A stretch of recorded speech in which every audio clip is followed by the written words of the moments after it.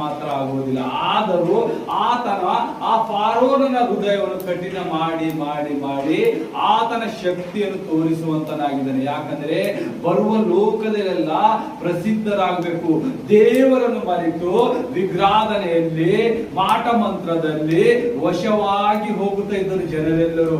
ಅಂಧಕಾರ ಶಕ್ತಿಯಲ್ಲಿ ಹೆಚ್ಚಾಗಿ ಬೆಳೀತಾ ಇದ್ದರು. ಆ ಅಂಧಕಾರ ಶಕ್ತಿಯಿಂದ ನಿಜವಾದ ದೇವರು ನಮ್ಮನ್ನು ಯಾರು ಸೃಷ್ಟಿ ಮಾಡಿದ, ಯಾರು ನಮ್ಮನ್ನು ನೋಡುವಂತರು ಅಂತ ಹೇಳಿ ಅರುವೇ ಇಲ್ಲದಂಗೆ ಪ್ರಾಣಿಗಳಂತೆ ನಡೆಯುವಂತರಾಗಿದ್ದರು. ಆ ಸಮಯದಲ್ಲಿ ಮಾಟ ಮಂತ್ರದಿಂದ ಎಲ್ಲ ಕಾರ್ಯಗಳು ಮಾಡ್ತಾ ಇದ್ದಿದ್ದರು. ಆ ಮಾಟ ಮಂತ್ರದಿಂದ ಅಲ್ಲಿದ್ದ ಐಗುಪ್ತ ದೇಶವೆಲ್ಲ ಕೆಟ್ಟು ಹೋಗಿತ್ತು. ಅವರು ಇಲ್ಲದೆಲ್ಲ ಕಾರ್ಯಗಳು ಮಾಡ್ತಾ ಇದ್ದರು. ಮುಂದೆ ನಾವು ನೋಡುವಂತರಾಗಿರ್ತೇವೆ.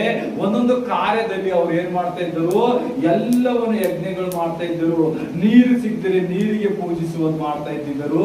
ಕಪ್ಪೆಗಳು ಬಂದರೆ ಕಪ್ಪೆಗಳಿಗೆ ಪೂಜೆ ಮಾಡ್ತಾ ಇದ್ದಿದ್ದರು. ಇವೆಲ್ಲವನ್ನು ನೋಡಿ ದೇವರಿಗೆ ಹೇಸಿಕೆ ಬಂತು.